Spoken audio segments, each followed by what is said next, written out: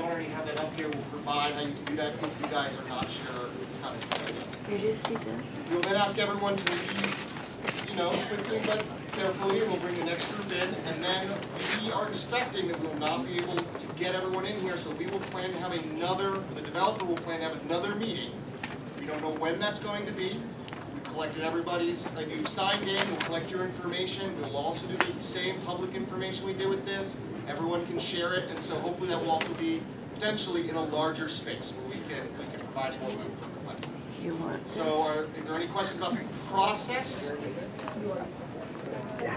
Oh, and if you could all leave through the back when we do that. Yes?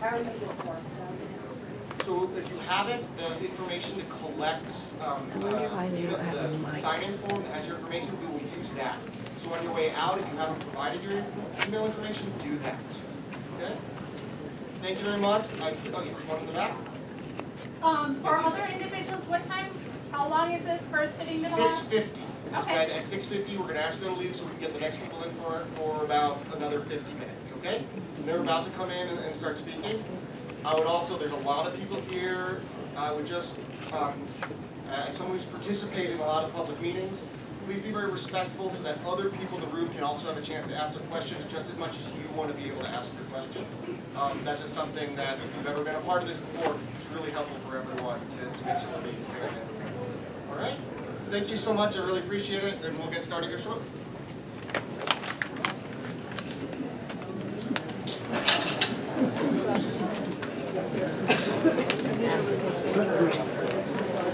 Yeah, what were they? Is there? Can everybody hear me? My voice carries. I think we can do microphones. I know we have one. It can kind of get a little bit awkward. If it's hard to hear, use it, you please. need it? Yeah, Yep. you need to be respectful of those. Sure, that's why I was asking. Yep. But now we're just going to figure this out. So we can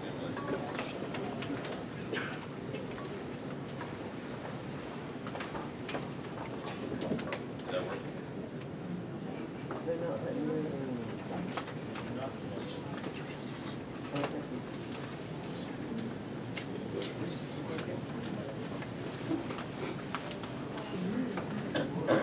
Is Andre out there? I just need to know how to use this.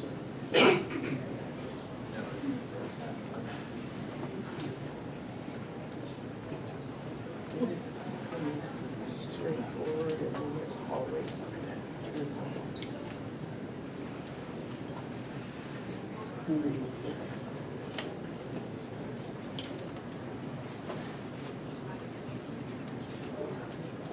You know how to, sorry.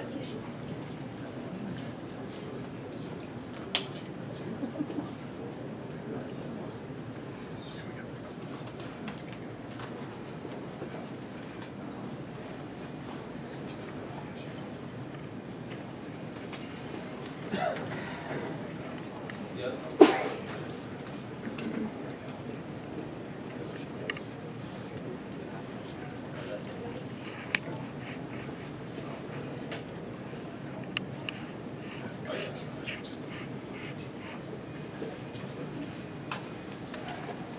So anyone needs one seat.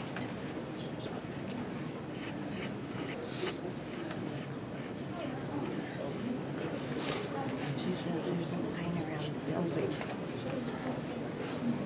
Try that now. Is that better? All right, bear with me because I think I got to talk like I'm eating the microphone, so just hang on for a second. Is that all right? Are we good? Okay. Apologize for the logistical.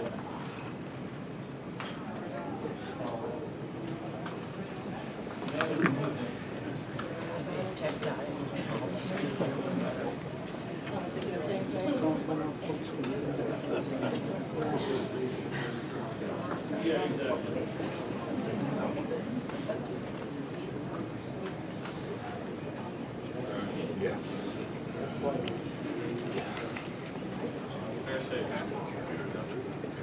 All right, we don't have time to muck around with this, so I'm just gonna have to be loud, and I apologize, and I'll use an outside voice.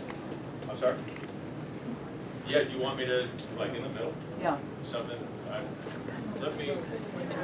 We'll try to manage, so we'll just manage, bear with me. So what we're gonna do is a quick little intro, and then the goal here is there's not some big presentation. I don't have an army behind me. The goal is that this is your meeting. So this is not the first one of these that I've done. We're aware of concerns. We've received a lot of feedback. And the goal here is to be here for the questions. All I ask a couple of things is civil discourse is important. I'm a proud American, which means free speech. I believe in free speech. You don't have to agree with me. You don't even have to like me.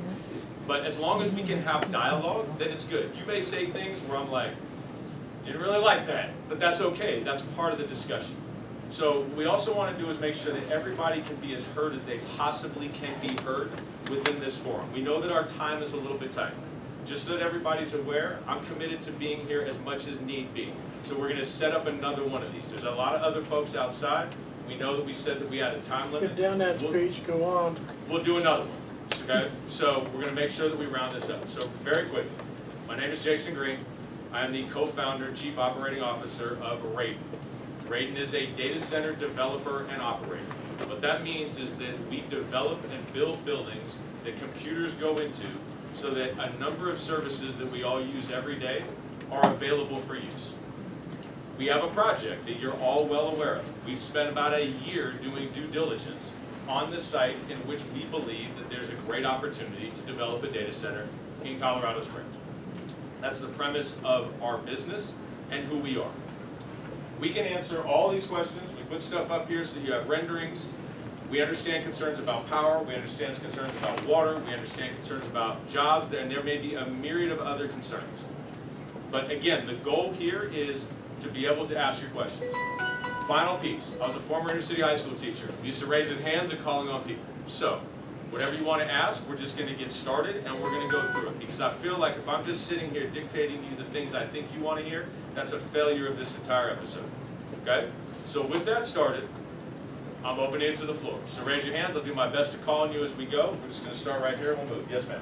There's a House bill in front of the Colorado legislature that requires data centers to provide their own 100% of their power through renewable energy. If that passes, how do you plan to create 100% of your power through renewable energy? And how much power are you going to use? I don't see anything up here about kilowatt hours or what you're going to require. Sure. So let's start in reverse. So she asked how much power. So what we're going to go back to is the original design of this building. This was an Intel chip fab. You don't know what a chip fab is? It's where every single microchip that goes in your electrical device that you use, that's where it's manufactured. This is one of those types of buildings. They use a lot of power and a lot of water. That's just by definition of how they function. So that site was originally configured, which means that the utility, Colorado Springs Utility, built infrastructure to deliver over 100 megawatts of power to that site. All we need to know is that's a whole lot of power. The infrastructure is still there. We are setting our first phase for 50 megawatts of use for the computers. The only power we can use is what they can give us. So it's a great question in terms of how much. It's not about them giving it to you. You're Right. to provide all your own. And I know, how I'm going do to you answer do that. I'm going to answer that. So here's how this works. She's exactly right, is that there is a bill in which data centers must be self-sustaining. Here's the problem though. A data center cannot just create its own power because it wants to. That's why there's utilities. So there's layers to the way that we get power. So in the event that that bill passes, number one, it is for all future data centers. Number two, it requires a partnership for companies like ours with the utility to do the number one thing that people should be concerned about is pay for those improvements. The utility has to go and get more renewable energy. It has to come from somewhere. You do, not them, you. No, The they, bill would be on you. it is, but it has to go through them. We don't get to operate without them. So the amazing thing is, if I wanted to operate autonomously outside of the utility, they would sue us, and I can't do that. So there has to be a partnership. So you are right, that should that bill pass through, then we have an obligation to support the utility financially, because we're not a utility, to make sure that what they're doing is in alignment with how we're operating the building. So it's a good question. Yes, ma'am, straight in the back. So your plan is no plan? I'm sorry. So your plan is no plan? Well, the bill hasn't passed, and there isn't. But what if it does pass? So That if was it- the question. So if it does pass, we then partner with the utility to go and procure green energy resources that we would then be using. It's a payment program that we would have to be a part of. That you have not acquired yet, There's no means to do that yet. so there is no plan. There is no plan. That's a Just fair making sure statement, we're on because the there is same no page. bill. Down the Yeah, that's fair. Yes, ma'am. So there's been Organization. research done that shows that these data centers are creating basically heat islands, and they have thermal heat tagging from the earth. They are warming our planet up to 16 degrees Fahrenheit, where they are. What is your plan for that? So it's a very good question. Because I don't know- care if your building is cold, I care if the earth is. I understand, and I don't disagree with you. So I know the study that you're referring to. It's a Northern Virginia study that is concentrated in the largest center of data center development in the world. Over the last 20 years. Understood, so hold on one moment. So in this study, the aggregation of all of these data centers has identified a total amount of heat energy that in that small concentration of space, and I'm not minimizing this, it's very real, that there has been a thermal increase in that Northern Virginia area. Please understand that every building that uses energy of any kind is emitting heat, including your house. Now, obviously, the data center is a concentration of that. How are we managing that? Part of the cooling that goes into the data center space is what we have, and we have slides for this, is a closed loop system, which means that we're not evaporating water to cool anything. By definition, that means that we're concentrating what's called heat energy. We're taking the heat away from the computers, we're processing it through devices that we have that are called chillers. Their job is to create a cool medium for us to be able to manage the data center cooling itself. There is always going to be thermal energy. So you're absolutely right. I understand thermal energy and physics and thermodynamics, but you're wrong about the study, because this is over 6,000 data centers across the globe, and they all have the same thing. And other buildings, yes, they do create heat, but my house doesn't create a heat signature that can be seen from space with thermal tagging, like a person. So yeah, so what she's saying is that, and she's right, is that data centers are a large concentration of energy use, and that this study focusing on data centers identified that data centers are creating more heat into the atmosphere. The reality is, so is every single manufacturing plant, and so it's not in isolation. So I don't disagree with you. I'm not talking about the air. Well, they are, because that was the original purpose of this building. So I think in the realm of what she's talking about, the development and the engineering of how a data center functions is efficiency. If it costs us more to operate that data center, then the investors don't like that, everything is bad. That's not how this works. Letting thermal energy run rampant within inside of a building, and as she's describing, just become polluting out of the building itself, costs us more money. So that's why we're implementing a closed loop system. And this is something that we can also talk to you about. It doesn't exist today. Let's go back to the lady who talked about no plan. There's not no plans for some other things. District energy is real. So Colorado Springs Utility has a number of future state initiatives that require thermal energy to provide residences with heat energy. That's how we get cooling, that's how we get heat. There's a whole variety of resources that are provided. Do we have that today? We do not. Is the thermal energy created by a data center more applicable the way we cool things than an industrial plant for district energy? It is. Is that here today? No, it is not. So I'm not going to tell you otherwise. You are correct that there is going to be some thermal footprint from this building as there is any other building of its kind. Let's go here. I Just have need two water while you go. questions. Go ahead. One, how much water does it take to charge that system before you get it in the loop? Yep. Or how much water initially? And then, are you as Raiden going to be the tenant and operating this, or are you building it for a client? And who is that client if you have a client on board? Good question. Okay, so when we talk, I'm sorry. Okay, I'll go. Sorry. So when we talk about this closed loop system, what it means is typically when you create cooling of some kind, and the history of data centers is that you use a cooling solution that exposes water to the air. When that evaporation occurs, that's how we get a cooling effect. The problem with that, however, oh, okay. The problem with that is that once you've evaporated water, it's gone. You then have to replace it.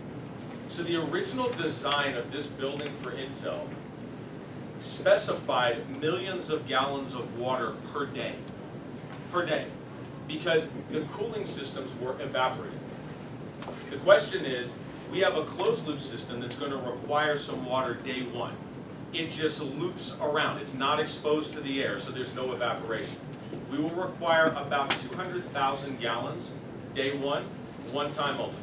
We don't have to replace anything else. We don't need any more water. We don't want any more water. So hopefully that answers. In terms of, she had one follow-up, and then I'll jump over here.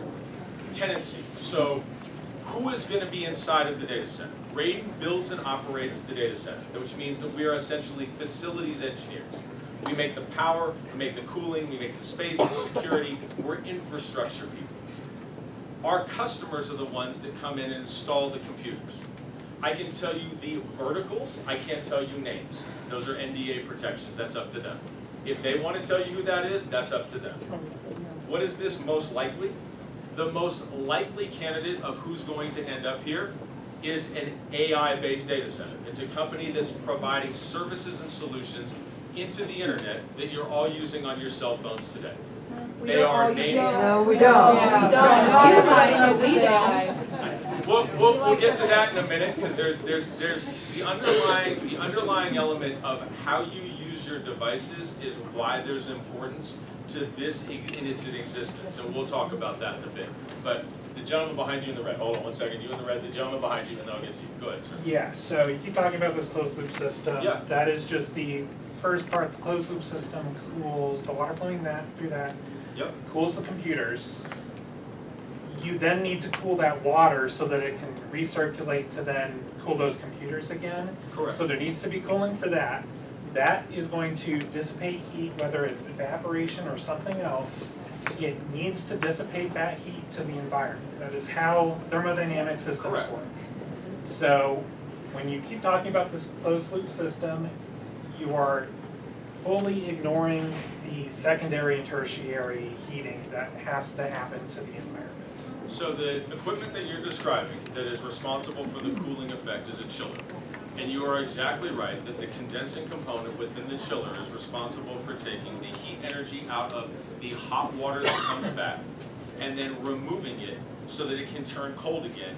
Where does that heat go? And this goes back to the question that was asked earlier, is there is an ambient heat release. This is in any cooling effect of any cooling equipment, you're spot on. You're absolutely correct.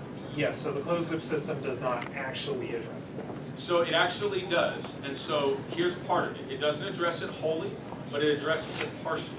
So a closed loop cooling system remains a concentration of heat in that return, and the chillers themselves, this is why when you look at a comparison, and I have this chart that's up here that you can look at, evaporative cooling systems are considered more efficient to operate. They use less energy, but they use a lot more water. The system that we're going to use, the closed loop system, will use more energy comparatively because we're actually using energy to reduce the amount of thermal load. So you're still correct. I'm not running from the fact that there's going to be an ambient release, but it's not at the same level as either an evaporative solution or a non-closed loop system. In front of you. Yes, sir. So I'm going to move the questions away from heat to another concern. Please. I've lived in the Chelsea Glen neighborhood since it basically was developed back in the early 90s. I've Yep. been there for 31 years. The city previously allowed a Bitcoin center to be located near that property, and the noise level was absolutely insane. Agreed.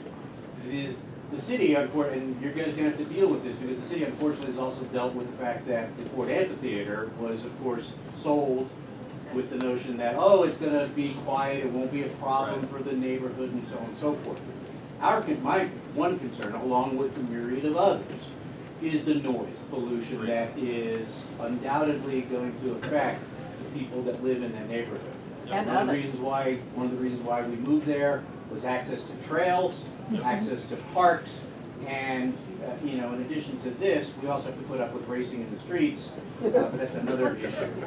I Right? can't solve that. I know you can't solve that, but I already got a heat issue. I can't solve that. So, yeah. I got you. But I think one of the other huge concerns is going to be the noise pollution that the folks who live in Chelsea, again, right across North Douglas Creek, are gonna be subjected to. How are the tenants planning to address that? Well, no, that's my responsibility, so it's a great question. And I will tell you that when you go look at a data center for feasibility, whether it's land, whether it's an existing building, when you go determine whether or not it can actually exist as a data center, one of the things that you look for is proximity to residential neighborhoods. What I would tell you is that technology has changed quite a bit.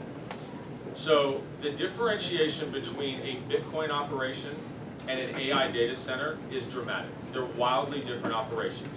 I'm not telling you one is good or bad versus another, I'm just telling you that they're very different. Noise creates vibration. Vibration for the types of computers that are installed in the data center that we're contemplating is incredibly problematic, meaning that any level of vibration disrupts the performance of those devices and those computers, and we are required to tamp that down. This is one of the reasons why we like the building, because in a chip fab, you know what you can't have? Vibration. So the building itself is built in a very specific way. It's got, I'm sorry. We know all about it. Okay. There's stabilizers everywhere, underneath that building, tunnels, all kinds of stuff. Exactly. There's a ton I of. have lived through the city's gambling with that site since Rockwell, since Intel, Right. since the Bitcoin, and since you. Since us, yep. And, you know, that's a lot to impose on one single neighborhood. I don't disagree with you. Over a 25-year period of time. So to both of your questions, so we have already completed an entire sound study based upon the equipment that we would install peripheral to the building, which are chillers and generators. The generators are only backup. They run once a month, and we've done this in many other markets around the country, especially where there's proximity to community. When do you want them to run? Now mind you, the generators are enclosures, so they're attenuated for noise. The decibel level, the maximum decibel level that is allowable at the edge of that property per the city is 55 decibels.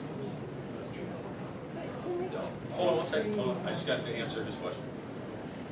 The study has shown that we will never exceed 50 decibels at the property line. And this is a requirement for us to manage the systems. Does this account for We can infrasound? guarantee that. What's the consequence in that violation? But What's the consequence if you're over 50? Is it more costly than whatever the fine would be? Is it more costly for you to violate, or is it more costly to do what you want anyway? And then just pay the whole So it goes back to operations, is that I know, but I'm not saying let me know that the consequences for violating all these promises. so the operations of this facility are dependent upon these types of engineering studies. If we're not performing to that effect, then the customers have a problem. But So, you're not telling us who the customer is. Right? There's an NDA, we're not allowed to know Correct. who's coming into our neighborhood, so why would we trust them? well, no, so my point is hold on, in the event that we're operating a data center that has this massive noise volume, it's disrupting the computers. That violates what's called a service level agreement that we as owners of the site have to maintain that does have major penalties. So, no, but I mean, this is the point, is if we're not taking care of home before it even gets to you, we have financial obligations within that building that are extreme. So, the account, well, there is not a tangible accountability. You are absolutely right. There, and I think that's, we are building data centers around. Not here, where we are, not where we're going. Correct.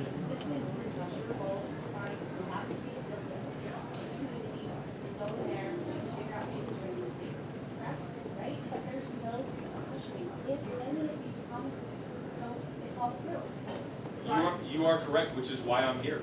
Because I mean, no, I'm not upset. No, it's actually, no, I'll be honest with you, and I'm not being contentious. This isn't a sales pitch because Why not build it here better? Why not find a niche that's already industrial rather than a major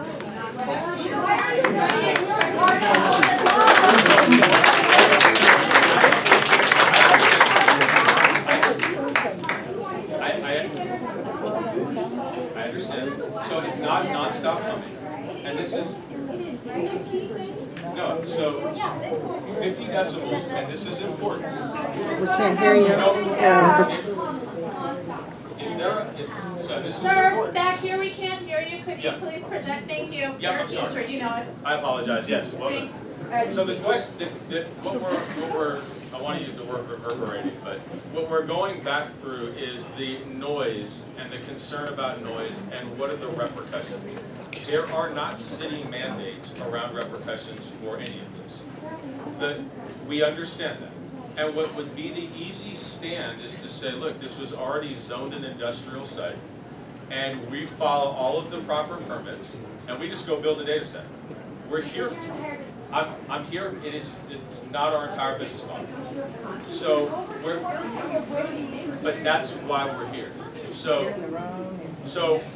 we're here, meaning I'm standing here to take the questions, because we have nothing to hide. The studies Except for your here clients. well, I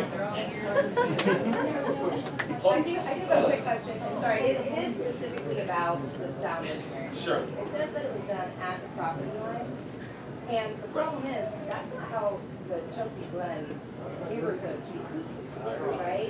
Down at the trail level, at the property line, Right. it can be 1 decibel, but up in my childhood, or elsewhere throughout the neighborhood. So I mean, I guess one of the big concerns is like, a lot of times you hear data centers saying like, hey, we're gonna do noise abatement, we're gonna be careful about our energy and our water usage, but then the day the promises aren't kept, and our community has had a lot of broken promises. I think at the end of the day, to that effect, is the layers of protection for noise, as you talked about a moment ago, are inherent to the building.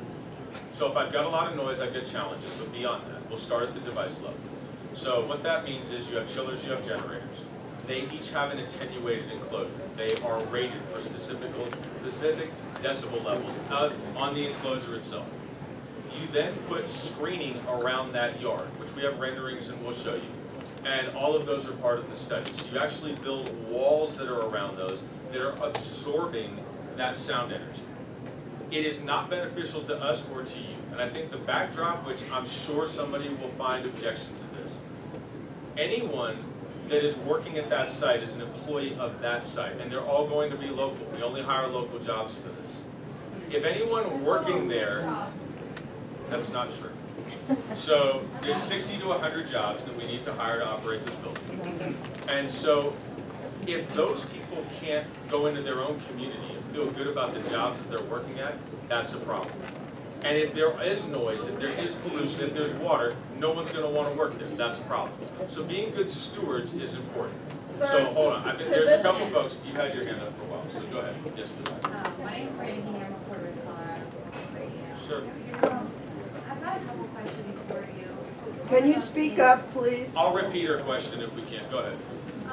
One question for you is, as far as, since CSU would sue you if you were operating off-grid, but there are people who operate off-grid because of CSU properties. I don't have the ability to just go create my own power plant wherever I want, however I want. It doesn't Repeat quite the work that way. question. So you are right that you can self-generate some power. Those are, your solar on your house is a small example of that, but even then, you have to go purchase all of that equipment. That's a process. At the scale in which we're talking about, there are federal regulations to being able to be compliant, to go and operate that. It's called being an independent power producer.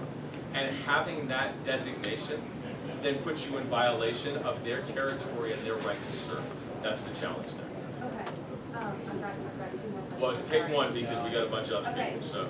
What is between this getting, from this now and this across the finish line? If the entire community is against it, I heard you say, I don't really have to sell it because ... If everybody is against this, could this still move forward? Well, I think everybody's a strong term. We don't know what she said. Oh, I apologize. I'm sorry. No, I'll I'm repeat sorry. it. I'm saying, So- what's the process to getting this, like, to fruition? If everybody is against it, if you guys hold a bunch of community meetings and you're hearing 99%, 90% of people are against it, would that change anything? It may or may not. I mean, to be honest with you, it may or may not, because the reality is that we also have it. So the question was, if everyone is against this, then what makes this go forward? The And I city think the key council. point there is, everyone as an absolute, we have support. And so Not we from are us. hearing the fact that there are concerns, but we have support. And so I'm not twisting the question, it's not uniform. So the end of the day is that there is backing for this type of project outside of us. And we have to take all comers. I don't care about investors. Not who's after it. What I'm asking is, in the community, is there anything that could stop this from, is there anything that you guys have to go past? Hold on one second. Go ahead. City council. So my name is Austin Cooper. I'm the city planner who's reviewing this application. So I'm sure many of you have emailed me before. If not, please do, because I'm collecting all the comments regarding this application, which are email address. Mumble a little louder, please. Sorry about that. I'm not used to this, but so my email, I had a question. Somebody asked for my email. It's Austin AUSTIN.Cooper COOPER @coloradosprings.gov. I have cards with me as well, so if you need me, come find me. I'll give you a card. It's also yes, yeah. I'll get there. So the process, this use is permitted by right within the zone district that the site sits within. So it's an administrative review initially, which means if they address all of the technical comments from the cities, and we have many so far, if they address all of them, it will get approved. If you do not like that decision, if you think the decision is against city code, you can appeal that decision to City Planning Commission.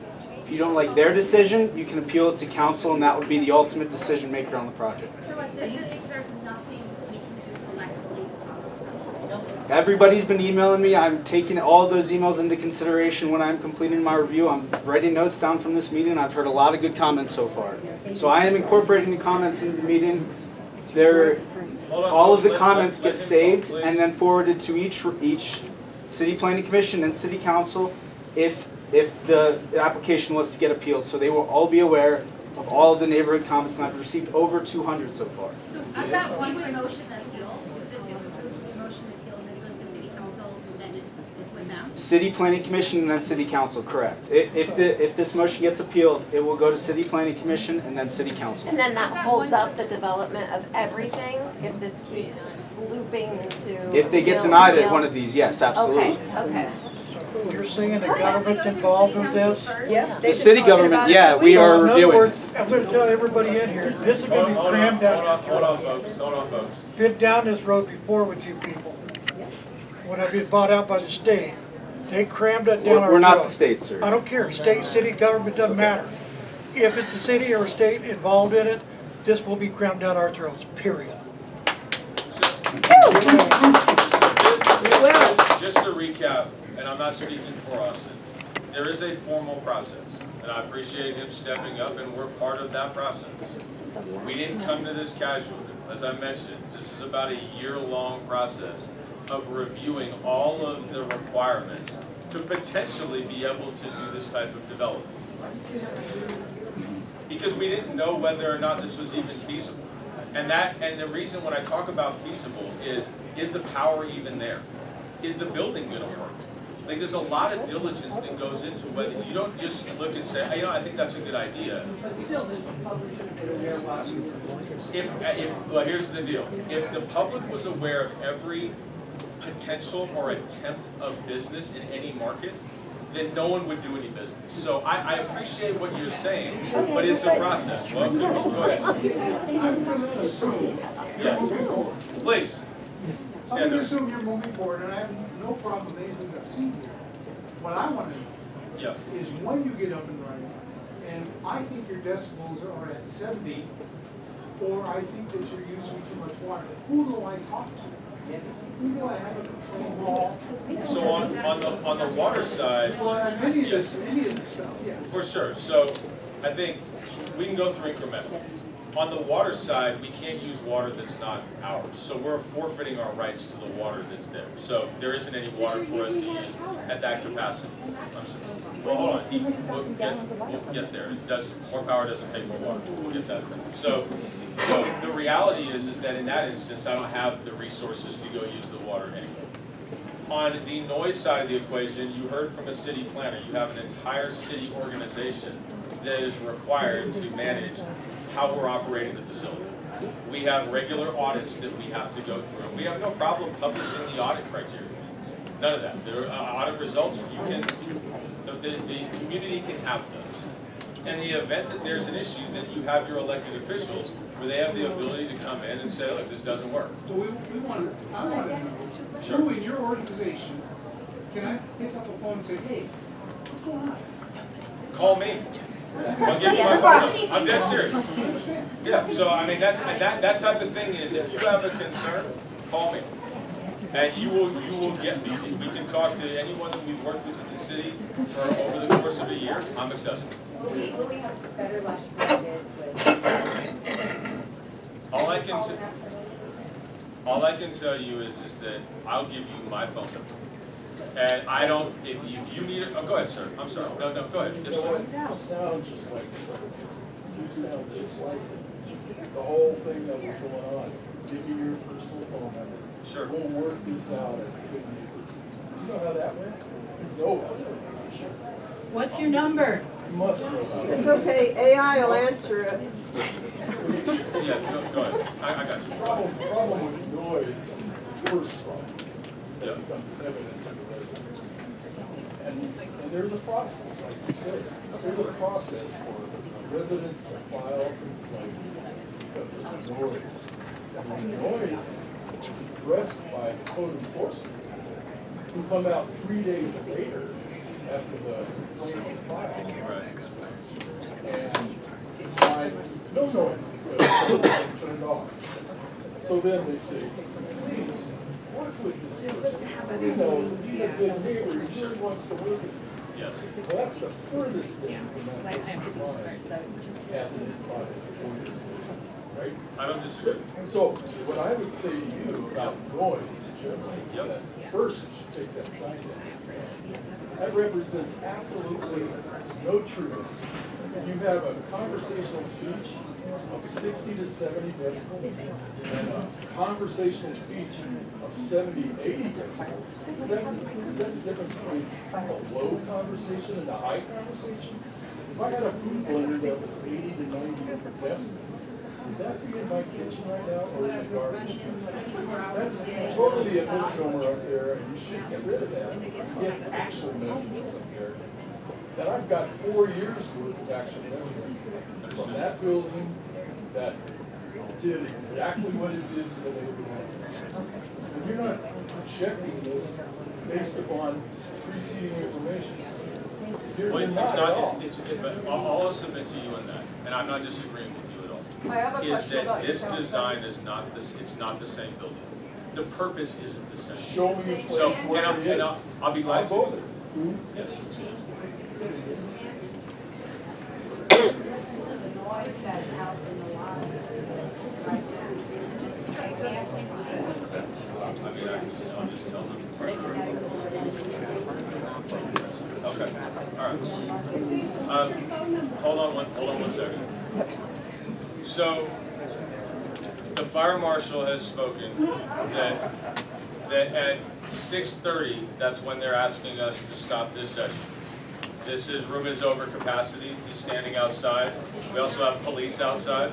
So just letting you know where we're at. So I want to know about the nature impact. I want I'm to see sorry. the studies about the nature impact that's going to be happening to the trail and the wildlife that's already impacted in our neighborhood. We are at less than 30% snowpack for this year. Our reservoirs are low. You're talking about using over 200,000 gallons of water starting date, no extra. That's 200,000 gallons of water that could be not used by you. So I want studies of the nature impact and how you are going to pour into the community so that way you're not just taking resources from us. And tagging on to the water issue. I understand. So I understand, sir, just to that point, and then I'll address this really quickly. The site is already approved today for over 1 million gallons of water used per day. We have no desire for any of that. And you're not wrong that that's still some version of water. You're exactly right. It's an amount of water. Where's your conscience though? We are at less than 30% snowpack and it's not getting worse. And she's talking about geotagging that you can see from space and you're not caring that we're already in a drought and it's freaking April, bro. Like, are you from here? Do you understand what that looks like for us? Well, she made a good point. I do live in California where we're on water restrictions. Okay. Okay, so you know how it lives. You know how it is to live in a water restriction. Almost 200,000 gallons of water. That's crazy. Does not help. Thank you. It actually doesn't. So, sir. Hold on 1 second. This gentleman needs to speak. Let him speak, please. Just one question about power. So, you mentioned that water utilities are raising rates. What happens when Colorado Springs utility needs more power? Is it going to go to you all as maintenance, or we get the brownouts? I think we can do. Sure. So it's a very good question. So this is actually very identifiable because we have to sign what's called a PPA. We have an agreement that we have to sign with the utility, power purchase agreement. We can't get more power than what that agreement gives. We can't. So that power is capped at the amount that the utility has done a study. Colorado Springs Utility has defined how much power is available to us, and there isn't any more than that. How much is that? It's 50 megawatts of power that we're going to use for those computers. So, the follow-on is very important because this is a very important point. Is it a continuous draw? The utility, Colorado Springs Utilities costs increase when they have customers that do not use power consistently. The reason for that is they have to buy the energy from another source that they pay for. They've already paid for that power. If people aren't using it, they have then got what's called sunk cost. This building operates at a high efficiency, which means of the power that we draw, we use it. The more we use of the power we've been given, the more efficient they operate, which lowers their costs. That means that we are responsible for paying for the power that we've contracted for and the utilization of it. The follow-on to that point is if we're not using the power that we've contracted for, we pay penalties. So they need us to make sure that we're being a good steward of what we've contracted for, and that's why these buildings are efficient within their entire network. You had a question? What are these cooling systems you're on? So there's generators and then there's chillers. Yeah, chillers and these are just renderings. So chillers and then generators and enclosures around. So we look to try to go here. We don't have enough space. So the part of the problem is that there isn't enough land on the other side. We do have some generators that are specified on that side, so there are going to be some generators over there. But we're removing the existing, what we're calling the outbuildings, that are along here between the college and then the line, the property line. There's a bunch of buildings that are here today. There's 3 of them. We're taking those things away. We're flattening that out so that we then have this ability to build the yard around it. And so that's the land that we've got. So the generators are inside of the property line, yes. It's closer to the house. Well, the houses are over here, and we've got other renderings that are over here. Are here. Well, they go from where this is. The hill goes up this way. But hold on, this gentleman right here. Yes, sir. Hi. So I've read all the articles about what's going on here. Sure. And you stated that's going to take about 50 megawatts, and that's not correct. That's per hour.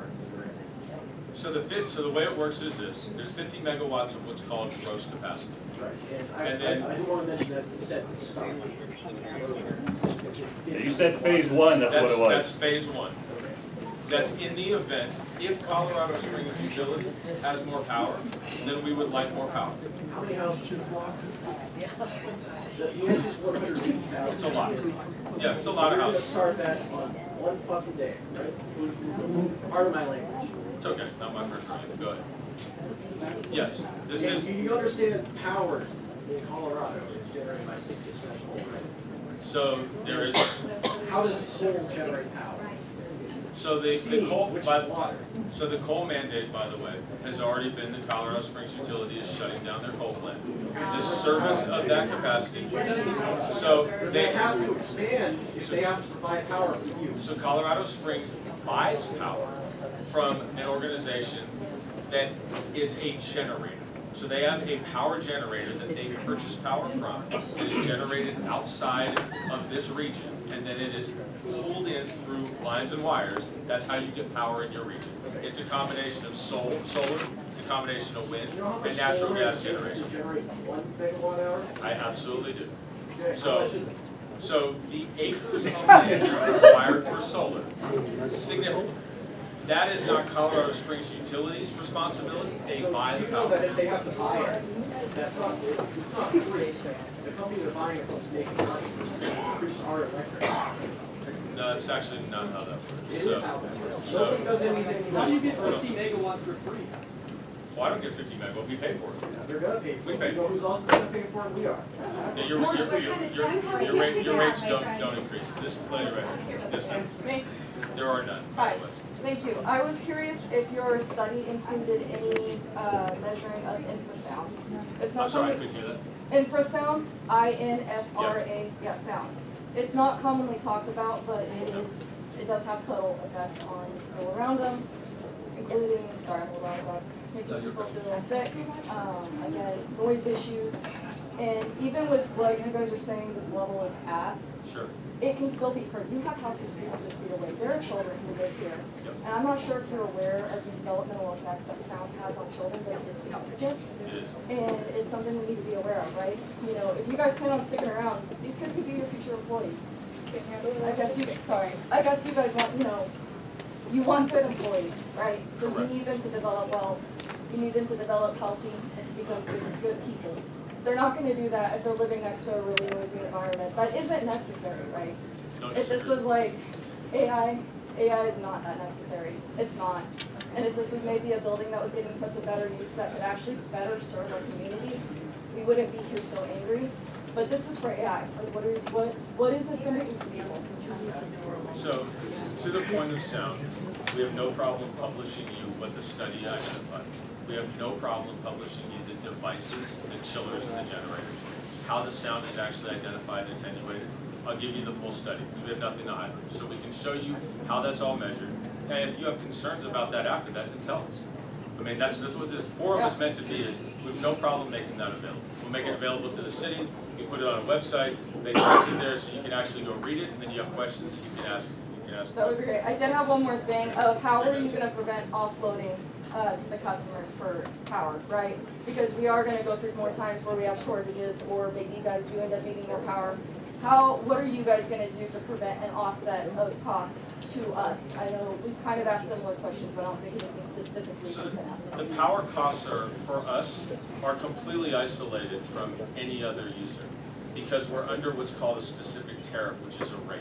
Right. So what we pay for and what we do has no reference on anyone else. So for example, if there needs to be an upgrade, which there's got to be an upgrade to some of the infrastructure, we pay for that. And that's auditable. So we're not passing along any other costs. In the usage of power, the efficiency in which we use is what keeps their overall costs low. So CSU can speak to that. You have folks that you can go to within Colorado Springs Utility, and they'll show you how that functions. It's the only thing that I can describe that. We are not increasing power costs. We're responsible for what we actually require. Yes, ma'am.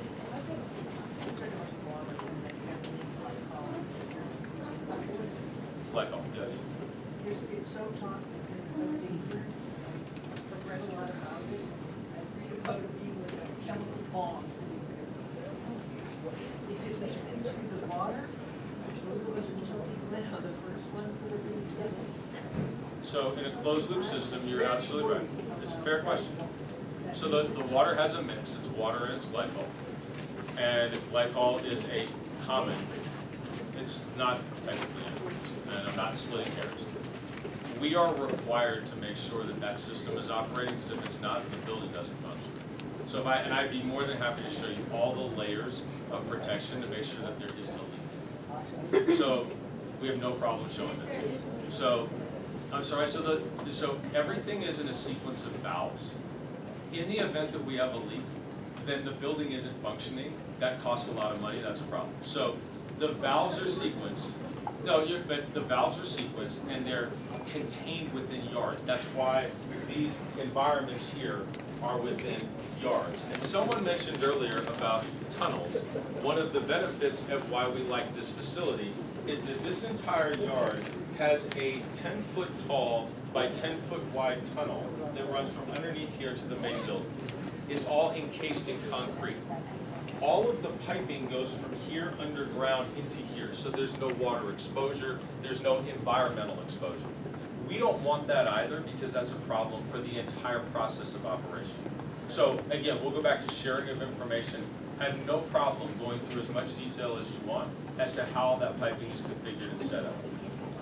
I apologize, this gentleman has shut me down. So, and I don't... Hey, what's your number? Email, something, contact us. We don't want you here. Really helpful. It's on LinkedIn. Maybe I'll give you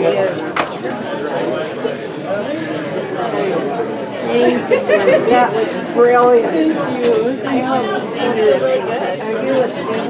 No, I'm like I'm just here because I want my daughter to be able to grow up, you know. I understand. Yeah, thank you so much. Fabulous. Have a good day. Thank you.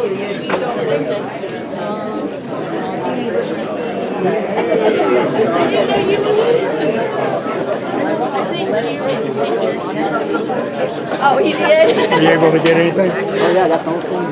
If I'm giving you a flyer and don't want them anymore, please give it back so I can inform more people, please. I'll put it up on YouTube tonight. Do you want to first? Can you split the I rolled it up. video or the audio out for me? I don't know how that works. Just give me a card and I'll look at it. So many doors. It takes a village. Sorry, I thought I had some in here. My husband usually puts them in. Hold on. If you don't want the pamphlet anymore, please give it back so I can inform more people, please. Thank you. If we have anybody parked in the back, What did you say? I gave you coffee. Oh, okay. Oh, there they are. Thank you so much.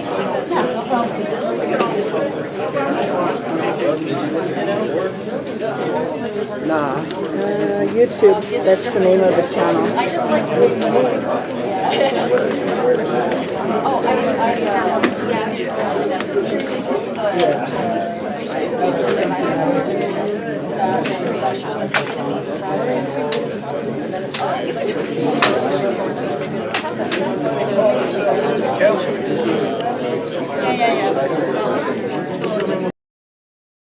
We're going to hang out for the next while. They wanted us to start at 10 to the hour. We're just going to start now.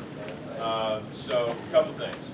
The speaker microphone system doesn't work. I've got a voice that isn't regulated inside, so I'm just going to be loud. I will repeat questions, so in the event that someone's asking a question and can't be heard, just raise your hand and say, Jason, be my mouthpiece, and I'll handle that. We're going to start off with, real quick, is just a brief introduction. There is no presentation. I don't have an army behind me. There is nobody but me. I own the company. I'll give you background on who we are, and we want your questions. The only thing that I ask, and I've repeated this at every town hall that I've done across the country, and I'll say this, I'm a proud American citizen, and I believe in free speech. Say whatever you want. You can say anything that you want. Just be civil about it. And that's all we should ask. I'm going to be civil. Let's just be civil to each other. I saw some craziness at one that I did. I had two people in the audience trying to fight each other. And it wasn't even over me. One guy was talking, the other guy didn't like that, and my guys looked like, what are we supposed to do? I said, that's between them, that's not you. So just let's be civil. I know that there's a lot of emotion. I know there's a lot of concern. That's why I'm here. So some background. So Jason Green, Chief Operating Officer, co-founder of Radar. We are what is called a design, build data center operator, which means that we design them, we build them, and we operate them at a facility level. I don't operate the computers. We just operate the building, which means power, cooling, space, and security, so that companies can then allow their computer systems to function properly. That's who we are and that's what we do. I've been building data centers for over 25 years. This is not new. I founded a number of companies. This is our program. When we say our program, why did we identify this site? Why are we here? So in 2009, I co-founded a company called Vantage Data Centers. It's the third largest data center company in the world now. We started by buying an Intel campus in Santa Clara, California. What that meant was Intel then said, can you look at all of our other sites? So I came here first in 2009, first time I was here. I've kept tabs on this building since then. We just kept an eye on things because in our world, the constant consumption of what your electrical devices require means we need more data centers. It means that I have a job, I have projects to follow. That means buildings, it means power, it means resources. So, we're here to talk about a data center. We put some boards up. I don't like doing PowerPoint presentations because I think that means cookies and milk and everyone goes to sleep because no one likes to be read to. If you want me to go through slides as we do, we can of what's up here, but this is meant to be illustrative. I'm going to stop with the preamble now, and here's how it goes. We'll try to make sure that everybody's heard. Just raise your hand. I was a former inner city high school teacher right out of college. I can be a teacher again. I can call on people. I can be called on. At the end of this is your meeting. I showed up for you, and that's not meant to be some kind of fanfare. I know that there are plenty of people here, no matter what I say, are going to walk out of here and go, I just don't like that dude. I get it. But I'm here and I showed up. So can I answer everything? I'll try it. Things I don't know, I'll tell you that I may not, and I'll go find it out. So that's the premise of where we are. This is your meeting. So from there, whoever wants to ask a question, put a hand up and let's go. Yes, sir. You know what specific task or computational load this data center is going to be? It's a great question. So there are currently 5 highly interested customers, and they're all of an AI nature. Now, if you don't mind, can I extend on that a little bit? Do you mind if I riff on that? Okay. Sure. So the way that AI functions from an overall generation and usability perspective is there's 2 forms. So there's learning, and then there's inference. The learning is where these computers take a bunch of data and they pull it all together to identify patterns so that artificial intelligence exists. It's all based upon pattern recognition. It requires a large volume of data. And so those sites are massive in size. They dwarf what we're talking about here. We're talking about this as a 50 megawatt site. Up to 4 years ago, I thought it was a joke when people would talk about gigawatts. These are megawatts. It's all of a sudden we're in Back to the Future. You know, how many gigawatts do you need? So we're now in gigawatts. Those campuses are in rural places that take up thousands of acres and massive buildings because the constant churning of information is what's required to build the model. Buildings like this are what we talk about for inference, which is the operational state. It means the interaction that you have, that other devices have, that businesses have to make questions and ask queries and things of that nature. So this building isn't doing the learning. When you go onto Google Maps and you say, where's the closest whatever restaurant? It's now running a query. It has to go get information. That information is not local. These buildings are the ones that are facilitating that, hey, who out in the internet has that information? How do I bring that back here and then how do I deliver it? So on the AI level, this is the distribution side of AI. Those companies interact with many of the companies that we know, the big companies in the world that provide all of these technology services that we use consciously or subconsciously, and this is one of those types of assets based upon the customer. Yes, ma'am? How many gallons of water will it take to initially charge the closed-loop system? So, can I step back for one moment just to end that? 200,000. Okay, got it. So the question asked is, the system that's required to cool these computers. Computers create heat. And if you're not familiar with that, if anybody owns a laptop, just put your hand in the back of it and it gets hot. Well, the only reason why your laptop doesn't go and overheat if you're sitting on a desk somewhere is it has air moving around it. You're cooling it by virtue of what is the ambient air in the space around it. In these buildings, we're putting a whole lot of computers in a relatively small space. If you think about it, 700,000 square feet isn't a small space, that's a big building. But relatively speaking, there's a lot of computers that go in there, we need a cooling system. Historically, and what we've got up here, historically data centers up until about 2015 to 2018 used what's called evaporative cooling. You needed water. The water would evaporate to create a cooling medium, and then you got to replace the water. We learned over time from industrial manufacturing, there is almost nothing in the data center that is new. We borrow from others. Industrial manufacturing has been using closed-loop cooling systems for a long time, which means there's no interaction of that water with the air. If there's no interaction, there is in any removal of water. We're not evaporating. So in the closed-loop system, we have to start day one. There has to be some type of water medium inside of those pipes. That day one is going to require 200,000 gallons of water. Yes, go ahead. According to the National Institute of Health, closed-loop cooling systems can use up to 25% of the water a month. That would be roughly, at 25%, 1,666 gallons of water a day, which is a lot more than 500 gallons per day. So how can we trust that this is accurate? So it's a great question, and it's actually very simple, is that closed-loop cooling systems in industrial manufacturing deployments, they have water laws. We can't. So the reason why you can't is that as soon as you have a pressure drop in that system, then the computers don't function. There isn't any loss. We don't have any makeup water because the systems don't function that much. So these are none. Oh no, leaking is bad. Leaking is very bad. We don't have leaks. So, and to show you how much we don't have leaks, is that the piping itself is always double walled. All of the connectors and the valves that go between each of the piping sections are rated for that volume and flow. And then you have a computerized system that runs what's called a braided set of detection. So it's literally a bunch of wires that run all along the side of it. And anytime the moisture increases, that could be the potential for a leak. It's a notification. So these facilities are highly engineered. Leaks are terrible. We don't ever want leaks. Leaks are bad. So there is no makeup water. We have no design. We would be more than happy if you want to walk through the design. There's no makeup. So we can't have loss. I'm sorry? Is the site plan available anywhere? The site plan has been submitted to the city, certainly. Okay, is that Yeah. I believe that it is. It is. It is, yeah. So it is, yeah. Yeah, by all means. Is there ever a case where the chemicals in the water that unbalance a full flush? That's an excellent question. So the short answer is there's not chemicals, it's a mix of water and glycol.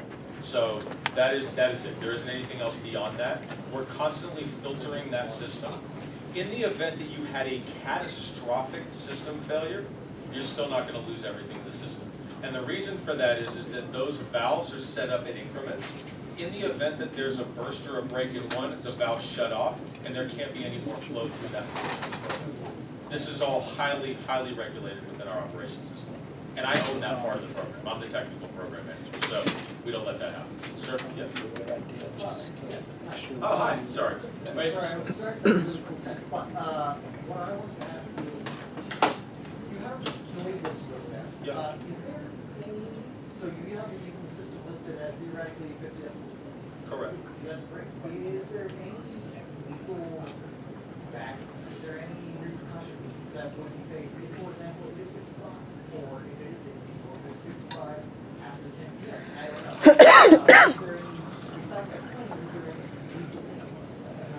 At what distance is 50 dB? Yeah, so the dB is rated at the property line. And so we have already done an entire noise study based upon the equipment that we need to install outside, which are generators and chillers. And I think as we've been talking through this, in the city, we've talked to the city about this on a few occasions. A website would be helpful where we can publish our data and let you review it. Because it's the same thing we're submitting to them. We did a full engineering study. I've got nothing to hide. But the measurements to what you're asking for is the regulatory part of this, is that the noise cannot exceed 55 decibels at the property line. The city itself is the enforcement. So in the event that we are not subscribing to that, if there's a complaint, then they have a process by which we have to remediate. That's their process. What I can tell you is this, and I explained some of this in the last session. weren't here for that. No, I know. No, I'm you know, I'm not sure I wanted to be here for that. No, I'm sorry. So the noise is a problem for us as well. And what I'll emphasize is this. The existing nature of that building as a Bitcoin farm is not a data center. Bitcoin farms are not data centers, and I'm not splitting hairs. I've designed both of them. We don't operate Bitcoin buildings. So here's how the noise works in our world. The computers are highly, highly sensitive.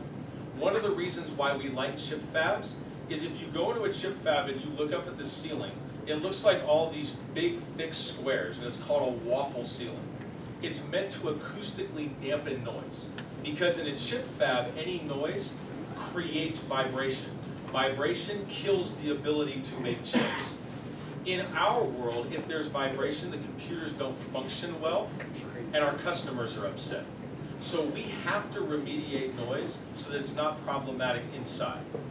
All that said is your concern being valid in terms of if we're not doing what we said we were going to do, this city is regulating us.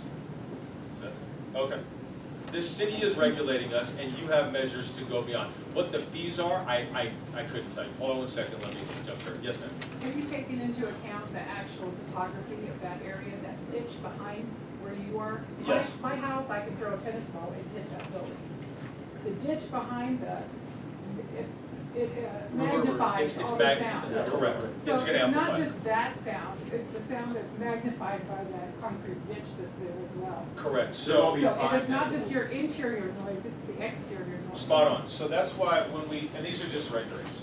So all of the decibel rating studies that go into that engineering report are based upon the height of what goes around the devices themselves.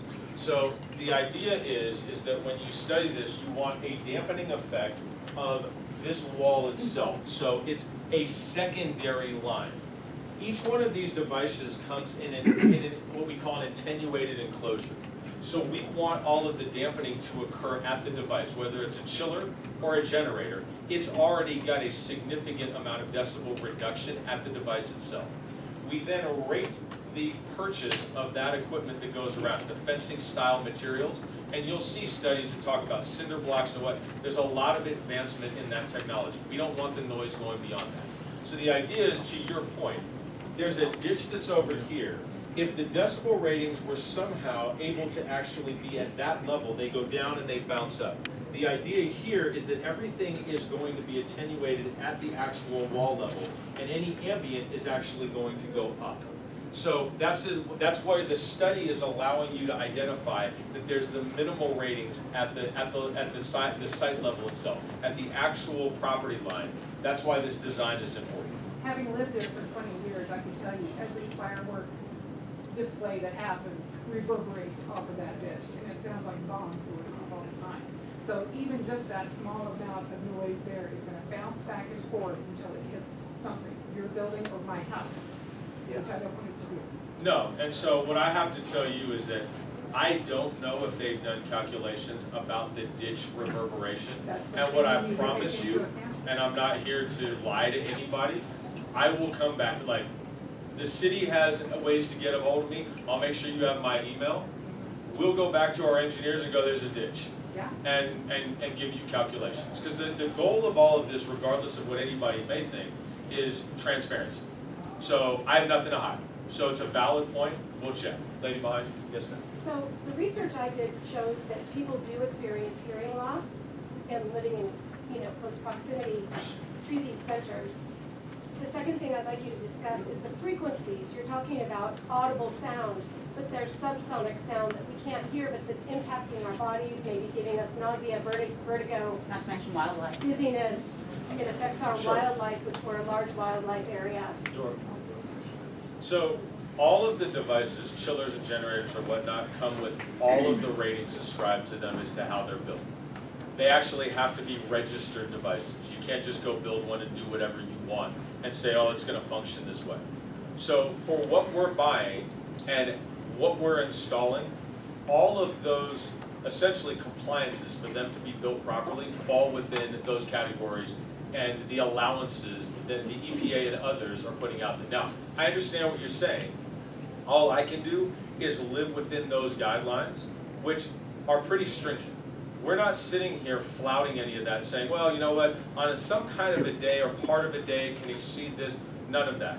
I have no problem also going back and publishing out what those devices are and all of their ratings. But I want you to monitor audible and inaudible frequencies, both high and low, at a distance, because I'm living less than a mile from you, and I don't want to feel your vibrations in my body, even if I don't physically hear them. Fair statement. What I have to do tell you is that from what I do every day is I basically am in a data center every single day. But that's your choice. No, I understand that, but there are no there are no health effects for the people that work in data centers every single day. And so there are these, I mean, these are jobs where for 20, 30 years, this is what you're doing. You're working on the power systems, you're working on the cooling systems. So from an adverse effect perspective, we don't have incidences of that. So I'm not saying that what you're describing is not a thing contingent upon certain devices. They're only in there for their shifts a day though, they're not 24/7. This is sorry? gonna be, the noise, the sounds, both audible and inaudible will be going 24/7. The people that are working in these buildings are not there 24/7. They're there 12 hours a day, and that's the exposure that you're describing. So Well, well, no, I'm talking about in the facility, in the facility itself. Can we discuss your noise level? Yes. So my name's Eric. I've lived right behind Cobham, Front Grade. I don't know if anybody here is in Chelsea Glen. Surely a lot of everybody is, right? So we know what it's like to have these fans and these things going. Different versions of it. We've been there long enough that we've seen them grow. Sure. And we're not anti-business or anything like this, but there's a few things going on. And so one, in this facility that you've had, Mr. Chen had his data center, or I'm sorry, his crypto mining operation. What you're talking about, the majority of what we're dealing with now is okay, you've got a closed loop water system, fine. What we're dealing with now, what we're worried about now, many of us have spoken to, are the sounds. But this is called DBA weighting. And I think you understand this because you seem like a smart enough cat. DBA weighting clips off the very top, and it blocks it down to a frequency that's a little bit higher than what you can hear your neighbor's kid bump into with the subwoofer at the stoplight. Now when you go below that, these waves are an order of magnitude, right? You're a smart guy, right? This is the inverse square law. Every doubling gets you half, every half gets you double. So what we're dealing with in these waves, and you're talking about, hey, let's build this fence right here. The waves we're talking about don't give a damn about your fence. They're going to go over here. They're longer than that entire creek. And when you talk about the South Douglas Creek that goes up onto that Glen, and the fact that you only notified people that were 1,000 feet away from you, that doesn't even notify your entire neighborhood. And this is the Hollywood Bowl we're talking about. We're talking about the sounds coming from Cobham, from Front Grade. Those same fans that you're wanting to use, which they put in 3 recently. No, we're not using these fans. You're not using any fans at all? So the chillers do not use those fans. So there's no fans at all, there's no motors turning? And you also said there's generators, right? Yeah, there are generators. Well, we can talk about low frequency oscillation, LFO, things like this. And these are the things that move glasses of water like Jurassic Park on your table. I can tell you this happens because for 26 years I've been living with it and I've watched it evolve.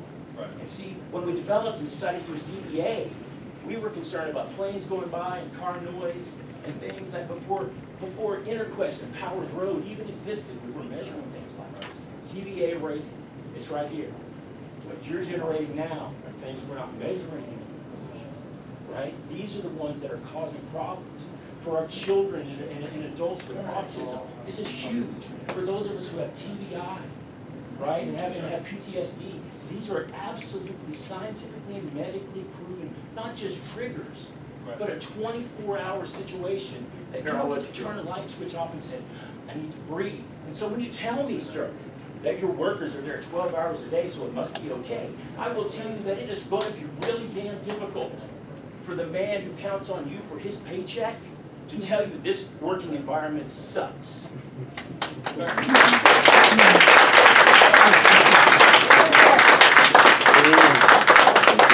Tell them just that they're smarter than the city council. Is this a done deal already? An AI data center is going in? I told you this was false, and you know it's false. I told you about sound waves. I told you about the inverse frequency square law. We're going to go into thermodynamics here in a second. Let's talk about if you've ever been on a plane where two engines are imbalanced and it wobbles. Sure. Right? And everything freaks out, or your cat doesn't want to come out and get a snack at the end of the day. You know, I mean, we're talking about, you get a choice to build this, cash the check, move away. If you want these people, and this isn't going to be the spirit of the deal, well, how about we get you and your staff and everybody who's on point with all of this to buy up some houses right next to it. And as long as you're okay with living there and putting your children there and dealing with all of that, then maybe we can talk about it being okay. But you need to pack up your shit and go away, man. Yeah, you don't want it. Put the fuck down, bitch! What I can tell you is that you are not the first neighborhood that is in approximation in any way, shape, or form to a data Doesn't center. make it right. And Oh, so other people are suffering, we should and too. what we're also illustrating is that we're not taking any of this lightly. I understand that you're talking about frequencies. I understand all the technical of what you're describing. The goal here is that none of that is functional for our facility. If it's detrimental to you, it's not functional for the people that work there or the facility itself. So if we need to go down a deeper dive than just merely DBA requirements to satisfy the city, I'm more than willing to do that. Can I build the most impervious data center in history relative to sound? I don't know that I can. I don't know that I can. What I can tell you... We have a better idea that you build it somewhere else. Don't build it at all! What, is this already a done deal? The No. building is, No, it's not a done deal. I'm sorry. Yeah, go ahead. So my name's Austin Cooper. I'm the city planner working on the project. Okay, thank you for being here. Yeah, of course. A lot of you have emailed me in the past. Please continue to do so. I'm saving all of those emails. So basically the process, as you were referring to, this is in the initial review period. So they submitted about 3 weeks ago. We are still reviewing the project. In a couple of days, we'll send our first round of review comments out to the developer. They have as much time as they want to address those comments and get them back to us. When they respond back, they have to create a letter in response to all of the neighborhood comments we've received so far and the ones that I'm going to receive in the next couple of days here, I'm assuming. So they will develop a letter, send that back to you. So this goes through a review process for a couple of times. The use is permitted within the zone district that this building is a part of. So it's an administrative review, which means that if they address all of the city's comments, both technical and otherwise, it would get approved. There is an appeal process for the approval to City Council, City Planning Commission. So I will let you know when if it is approved. You can appeal that to City Planning Commission. If they disagree or agree with your approval, you can then appeal it to City Council as the ultimate decision maker. Don't So worry, there's we will. a long process left. We will. Sorry? Is that being done at RBD Uh, or City Planning Commission? City Planning is the review agency. The first step would be done at City Planning Commission, which is held in the RBD offices. Good, now we know where to put Okay, excuse me. What about Colorado Springs Utilities, which of course the board members sit on, or the city council members? Where are they in this? Where do they come in? I believe we have some representatives here. I thought we were having transparency. What questions do you have for utilities? What were the utility questions, sir? We have CSU representatives here in this meeting, and they review the application as well. They have an NDA. Yeah, we need to talk about that too. That's, So talk about the utilities, are you gonna have to build new Hold on a second. substations? Hold on, we'll go there in a minute. This gentleman was, I want to make sure, sir, you were asking a question. Do you want? My question was about the representative here. We have a person here from City Planning. We don't have the representative. You do, he's right standing there. Yeah. Right there, sir. Okay, good. Did you have a utility question?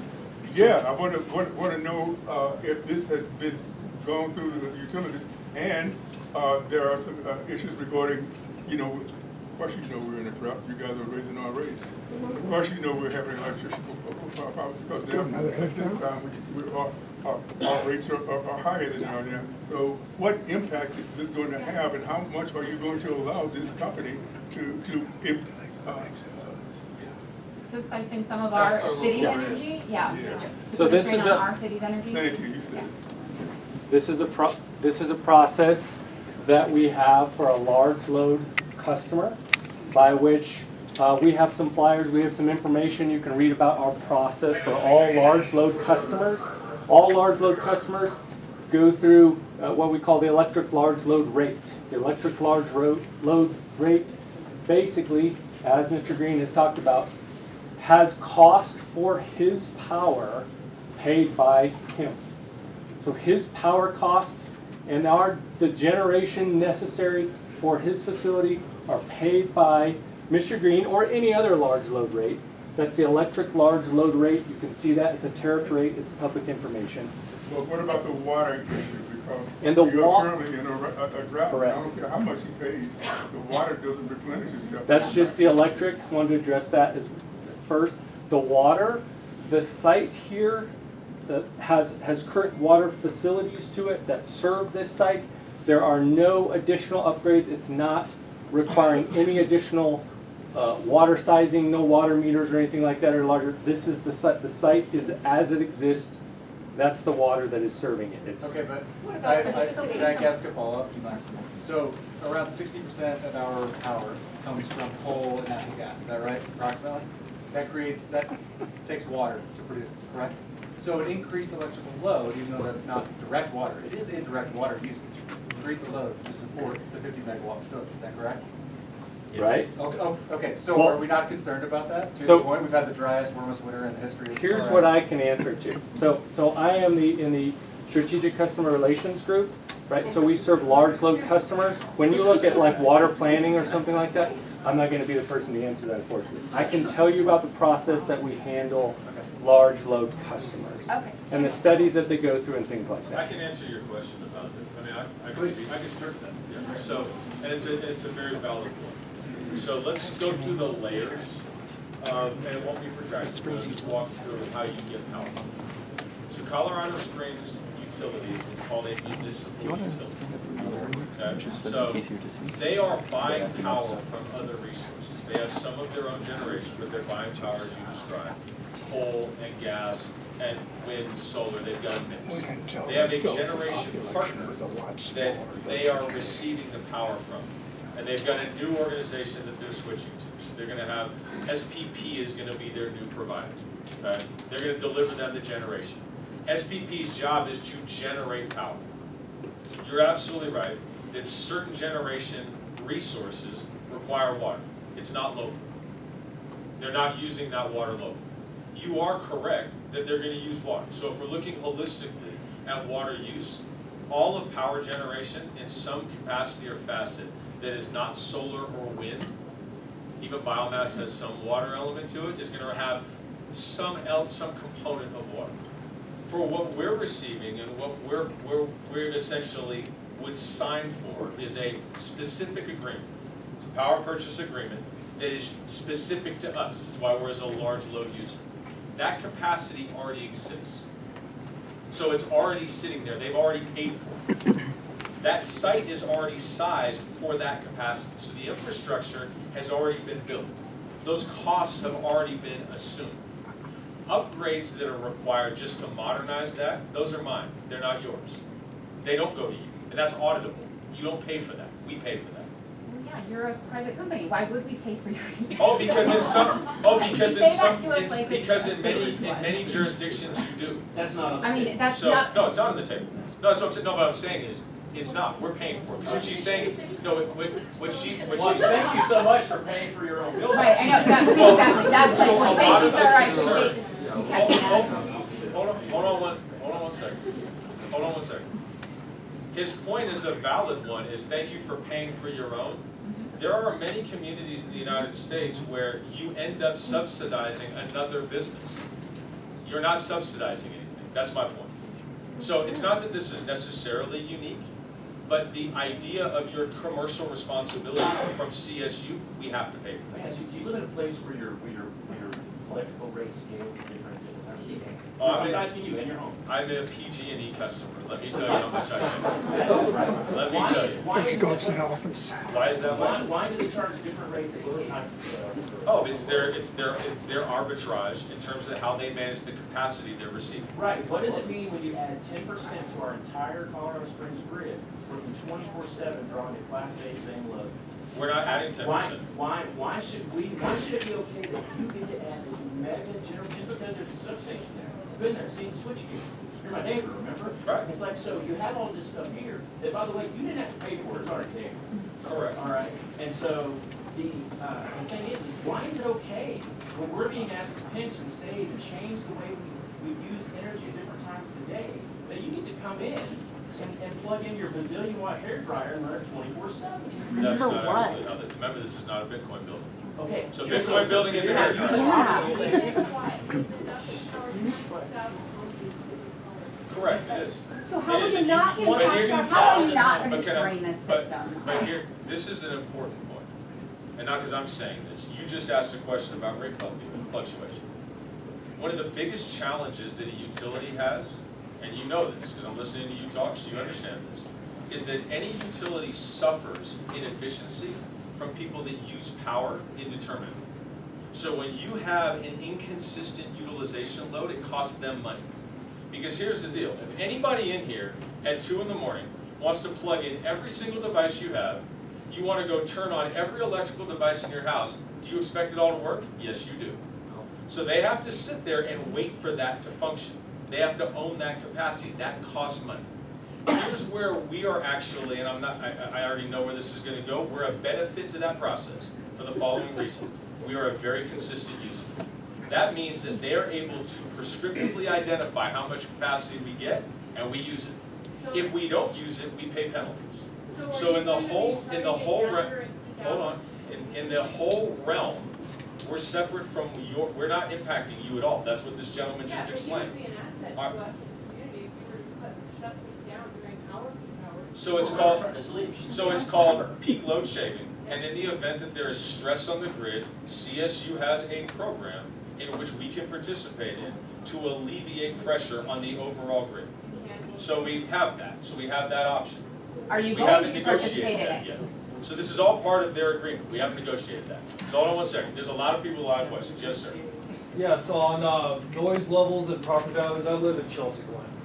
I was there for the Crypto Mine Farm. You made some attempts for a clear distinction between what you're going to do and what was done. Sure.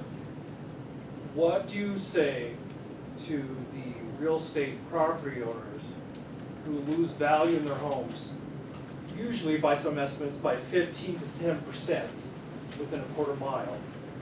What do you say to those people who are going to lose their property values based on the noise levels in proximity to your operation?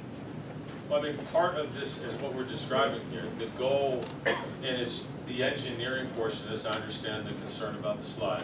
But the whole goal of this is that we are a good neighbor. We should not be decreasing your property values. And as long as the building is functioning the way that we're designing it to function, which is how it's supposed to function, then that shouldn't be an issue or concern whatsoever. It's an industrial zoned area. We want to clean that up. We want to make this operate effectively, efficiently, and that includes the noise piece. I can't speak to the property values other than as long as we're doing what we're doing and there isn't an encumbrance on anybody else around there and it's just there as it is today, then that's not a property value issue. Now, your statement does not bring any confidence to the question I just asked. I understand. So my question is around energy.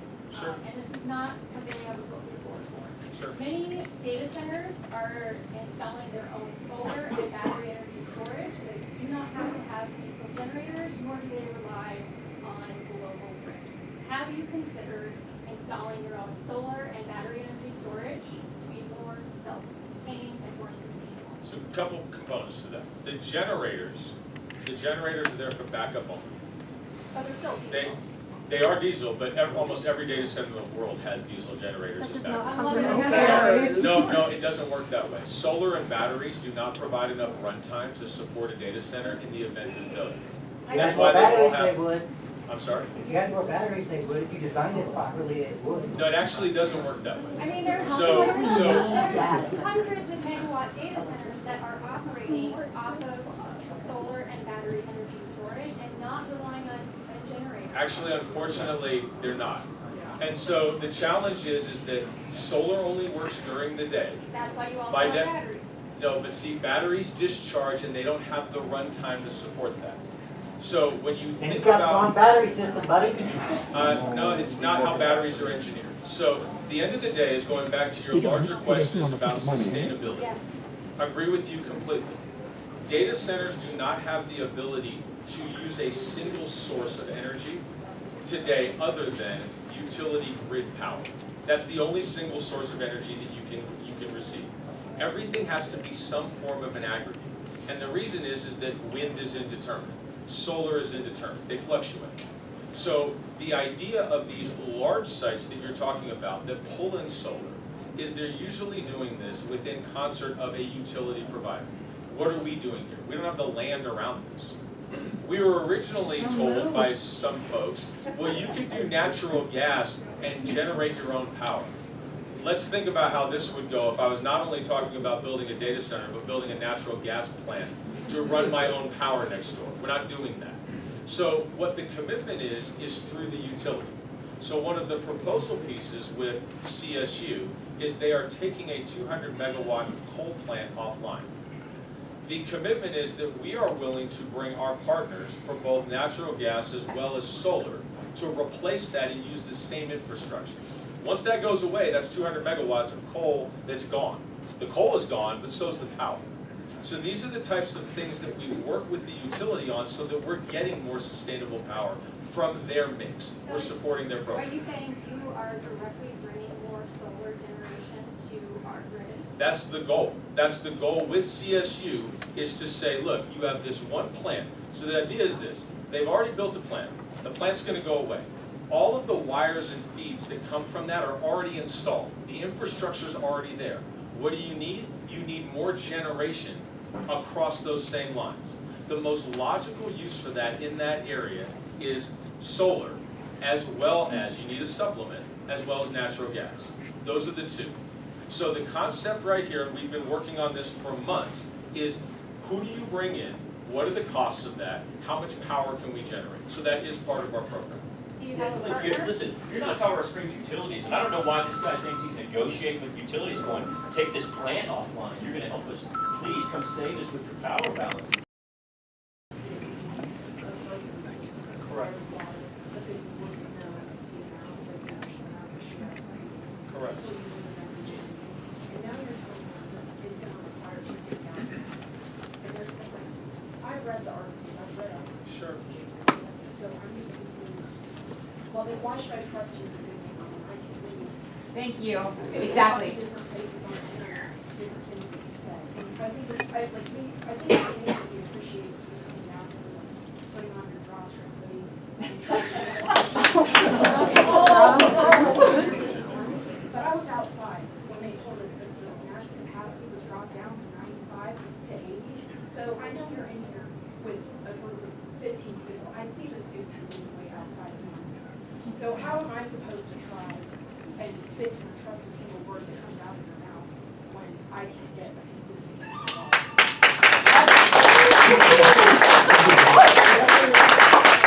I know, the fire marshal said, but it was originally 95, and they told us outside the reason it dropped I don't down control any is of that. because of his whole crew that was sitting in here with outside. I trust the fire marshal, I want us all to be safe, I'm not arguing about that. I Sure. just, you told us at the beginning that it's just you, I know it's not just you, 14 other people in here. I have You no- have the strategic analyst of CSU out here trying to, like. Well, he just showed up. He didn't expect to talk. No one else here expected to talk. The city planner, he decided to talk and raise his hand. I didn't bring anybody. I have no one here from my company but me. And that's so the spotlight is right here. There's nothing on it. And in terms of your questions about water, the facility doesn't use any water. That's the key piece. Is that yes, you have to charge a Massive system. amount It's of not water that using we any do not have already. Correct, but the key piece here is the constant use of water relative to the way that that building was designed. But I think And that's that's, what you're saying to the press is that you're trying to mislead the people that it's not going to use mass amounts of water. But I would argue that 200,000 gallons is a lot of water. on a one-time basis for a building that was scheduled to, and it still is, authorized. You want to make this out of an environmental relativism thing, Oh, it it's did, a lot of that, it did. No, well, I mean, we've been there since it was built. Rockwell, they didn't use it. It's a cool building, man. And then Intel took it, they chipified it, and then the, what was it, DRAM, whatever they were building? Tank, and they decided to build it somewhere else. And then moved They it. didn't build. Can we let someone else have a chance to speak? Oh, yeah, I'm sorry, go ahead, yeah, go ahead, sir. Oh, yeah, I'm good, that's I fine. just wanted to know what None. There's a bill in the legislature right now to give 100% tax breaks to data centers in Colorado. It's called HB 1030. Well, It's well, called- Well, of course he is, because that's why he wants to be here. Right now, but if and when this bill passes, we want to be a good neighbor. This is from the consensus tax, you paying 100%. We are. And so just so you know how data center incentives work, is that if the bill passes, they're not referential. So the only way you can get the benefits of that program is if you petition for it prior to you starting the actual project. So it is one of the contentions about why there aren't more data centers in the state of Colorado, because Colorado doesn't have any incentives whatsoever. So we don't have it. We're not receiving any benefits. Okay, There's so go nothing taxable. somewhere else. Go away. So- Go to a non-residential area. Understood. Well, hold, I can go to, I'll come back to you in a minute. Is that all right? Sir, in the, yes, go ahead. In the hat? Yep. I'll go back to you in a minute. Is that all How right? do you Sir. justify taking the water out of the water cycle? Our water cycle is broken right now due to degraded soils and the way that we've been treating the earth. I imagine it must be frustrating that you're experiencing so much resistance to your projects recently. I think for a lot of us, we didn't realize the physical infrastructure of the cloud and of AI, and a lot of people are starting to realize that now. Sure. And just the business as usual thing, it's not working for us. We're not headed in a good direction. I think a lot of us are waking up to that. Thank you so much, everyone, for standing up for the land, the air, the water, the people. That's right. This community. Great. What is your justification for continuing this? I understand that this is how it's done. There's other industries that have water usage too that we could talk about, but we're here today to talk about this project. Sure. I'm just wondering how you. Well, I mean, the reconciliation is that from a water consumption perspective and what we've talked about, the utilization is de minimis over time. The first day, yes, you have one day, there's a day one volume. And beyond that, we don't need water. And so by virtue, yeah, that's on a Point. 500 Trust me, bro, gallons that's an the office source. bill. Like this is what a normal office bill is. We're taking that water and blocking it out of the water cycle, and that's a big problem. Understood, building a and so are innumerable other manufacturers, but other we're not buildings. here to So, listen to them. I understand that, and I can't speak to that anything further than we've taken significant efforts to make sure that this site is efficient and is not utilizing water as a continual resource. None of us, in the data center world, we don't want that as a design. That's the only thing I can submit to you. Gentleman in the back. So I live in Chelsea, Glen, and so I'm gonna keep this real simple. So can you sit here and tell everybody in this room that our utility bills aren't gonna rise because of your facility? 100%, you can tell us that. I can You absolutely can guarantee us that. I can guarantee you that. And It's CSU a lie. will back me up Okay. on that. Now that's the first thing. Now the second thing is you're gonna abide by the minimum requirements that the city has in place of decibel levels, 55 decibels or whatever that is, correct? You're gonna meet those requirements, right? The engineering is to be below, we don't want any noise. If we can eliminate all the noise, that's what we want. So, have you ever lived by a data center or by a Yes. bit mine? You've lived with, Well, how close? Yeah, not a Bitcoin, but not a bit farm. But so, either one, how close have you lived with in relation to one? To a data center in Virginia, the data center that I built, I lived right there. It's right there. Yeah. A mile, 2 miles? And what you is that? know, Define right there, right Within a half Half mile. mile, yeah. So I guess my point is like in Chelsea Glen, I mean, we live, I mean, I'm one street away from your facility. Understood. So what I'm saying is this gentleman up front made a good point. The decibel levels and the requirements by the city, you know, when's the last time that was looked into and the science was looked into about some of these lower level decibel levels that, you know, really weren't a thing back then, okay? Sure. So you're not gonna, in my eyes, I don't believe that you guys are going to try and go that far below it. I think you're gonna do whatever it takes to meet the city requirement. And with all of us that live in that neighborhood, why don't you listen to people that have lived behind this monstrosity for decades, some of them, and listen to what they're saying about the decibel levels and the problems that it's caused. We live there. Right. You know, we're the ones that deal with it every day. When you build it and you're done, you're gone. You don't have to live next to it. We do. Well, we're not gone. We stay there and operate. And so, and I understand, there's a massive differentiation. I'm not splitting hairs in terms of you living there. And I hear loud and clear that not just the engineering that we've done to ensure that, and again, we'll go back to being able to publish it, that may not be enough, and you want more information. And part of this was to hear this out and say, okay, where are the concerns? And we'll come back with more information. So as the city planning, the documentation that we've already put forth, we'll be glad to put more. And I appreciate the way you're presenting that. So I'm not trying to cozy up to you. You're presenting a way that has concern. I have to be able to come back to you. So quickly, why this facility, why this particular facility next to a residential neighborhood in that area when there's so many other places around Colorado Springs on the outskirts that you could do this? Well, there technically isn't, and so that's part of, you know, lending some credence to that, is that data centers don't just live anywhere. And so the reality is that the combination of the existing building, the power infrastructure that's there, and the network that is also there to allow the companies that could install their equipment and operate, all of that confluence is what creates service for this region. So that's why that location. If you went and moved this 40 miles outside of town, it doesn't have the same resource. It doesn't provide the same internet element of service. It doesn't work that way. So it's a fair question. The locality and the regionality is important, which is why there are a lot of data centers all over the place that most people aren't even familiar with. They're there. They're there and they're operating. That's how the functions and services that many of us, I heard somebody last night, I've never used a cell phone. Okay, that's fine. You never used a cell phone, that's great. That's where they come from. So there is a regionality to it, sir. So this is a question I'm thinking about. So AI, the demand for compute resources, it's bigger than, I would argue it's bigger than all of us. And it is inherently extractive. Do you agree with that on some level? Extrapolate the extractive piece if you don't mind. It's extractive of communities, of the environment, of resources to a certain degree. And I think that's how most technology works. So I'm not trying to sugarcoat that. It's not negative.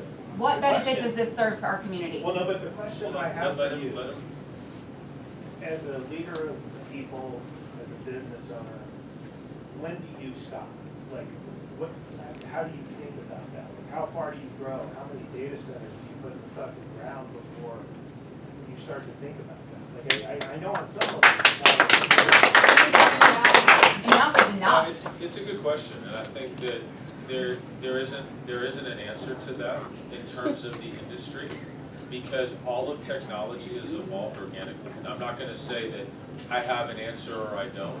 I can sit here and I know my audience as well, and you can learn that quickly. I can say anything I want. There's going to be naysayers. There are people we won't do business with. There are groups that we're not going to work with. There are designs that we won't implement. There are areas that we're not going to go into. I won't build a data center just anywhere. To the scale of what you're describing, I would be lying to you if I told you that unchecked AI isn't a concern. It's absolutely a concern. And if anybody understands anything about the way that AI functions, there needs to be governance. Now, if you said to me, what's my role in all of that? What I would tell you is that over the years, we built data centers for all kinds of functions and purposes. We had a major push into something that never really happened in fruition, which was, everyone should probably remember, 5G. 5G required 350,000 small data centers to make your cell phone work. It wasn't AI, it was just that. And we sat there and we're like, well, we could be a part of this, we could help this. There are trends and elements and ebbs and flows. All I can tell you is that I do have a compass. We're not building unchecked. I'm not building gigawatt campuses around the world. We focus on smaller developments. We focus on them, and I'll hit your point right now, which is what is the benefit? If there isn't a regional level of service for what AI and AI functionality that already exists in every device that you use, then you lack that level of service. And maybe for some people that's it was foisted upon us. I get it. That was coming. I get it. I may have been born at night, but it wasn't last night. So I get it. So the reality is that this is part of a larger picture. Am I gonna do this forever? Absolutely not. I have a desire. Also, just destroy communities and move on. No, so. Oh, I'm sorry. Oh, yeah, sure. My bad. Okay. You mentioned being a good neighbor, you obviously are facing law enforcement service. Yep. You were just talking about the benefit of providing regional service. Beyond the regional service, beyond the actual purpose of the data center, what are you doing to help build? That's a really good question. I mean, data centers as a whole represent a lot of things that are not necessarily apparent. I'll tell you one of the biggest things, and this is an attraction point to the region, is that there's a lot of highly educated, highly talented people here that we need working in that facility. How many? 60 to 100 jobs. High-skilled jobs, long-term jobs, 60 Yes. to 100 high-skilled, long-term jobs. Permanent jobs. So hold on, I'm still answering. I'm the one who, I own the company, I hire the people, I should know this. So we need electrical engineers, you need electrical operators, you need mechanical operators. You also need people that work on the computer equipment themselves. In a region where you have all of the military presence and the universities that are here, that's a point of attraction. Furthermore, you have the ability to go and train those positions up. So for the technology companies that land in a space like this, that actually deploy the computers, they need to hire. So we have invested previously, and I've done this previously in my career, we've worked with junior colleges to develop programs that are in data center engineering. You can't go to school and get a degree in data centers. So it's some part of electrical or mechanical or some other element of how that building works. So the trite answer, which I'm not going to give you, is, well, we're paying our taxes. We're not paying our taxes. Yes, we're paying all of our taxes. That's an inherent. It's got to be there. But the beyond that is that this is a resource that employs folks and requires training and has a future in that state. The pollution you put out is not worth any of that. The benefit does not outweigh. I have time for one more question. Yeah, so you said there's going to be about 6,200 workers in there? Yes, sir. Are there any PPE requirements for them to actually work within the data center? So only on the electrical side when you have to open a live panel or you have to work on energized equipment. So the PPE is specifically for the electrical part of the facility because there's a lot of energy that's running through there. And if you don't have PPE, when you touch any of those devices, you can die. And that doesn't matter whether it's an office building, a data center, an industrial warehouse. Any voltage panel that has amount of current running through it requires you by OSHA to have a PPE suit. Anybody else doesn't require PPE. Requirements or anything like that? So on the generator, if you have to go inside of a generator engine enclosure, you have to put earpieces in. Inside of the facility, you don't need to worry about it. Excuse me. I'm sorry, sir. Because you just around one person here regarding the backup generators. Yep. And you both use diesel backup. They use up to 110 dBA. So that could be even more problematic. As opposed to using renewable energy, because there are data centers that are at this moment using renewable centers there for some of the major companies like Amazon and Microsoft and Google. Not for they all have diesel for backup. So mind you, the only time those run is if the utility has a disruption. I understand that. That's it. But that's not the only time that they run, because if you're going to have backup generators, because I've worked in these environments before, if you have backup generators, you have to test them periodically. Yes. So, and we talked about this earlier. I mentioned this earlier. You have a monthly run test, and it's less than an hour. And you are right that an exposed engine is at 110 dB. A fully attenuated engine is 55 dB. And inside of an enclosure, you get sub 50 dB. So that's why all of the layers are in place. Why are there increased health risks if there's no diesel being used? There's increased health risks around these data centers. So yeah, and this is from the fire marshal. They're asking us that they gave us a time limit. I just was wondering if you heard, do you know about the Salvation Fire? Bring them out here. Time limit to be here? How does the fire marshal have anything to do with the time limit? Thank you very much for behaving. That's a joke. Being nice to each other. We have promised to have another meeting. If you have not signed up, please come find me so I can get your information. We'll be sharing updated information. We are already actively working on trying to find a new location on the day. Can I ask one more question? My hand's been up for like 15 minutes. Yeah, one more question. One more question. Mark, welcome. What was your question?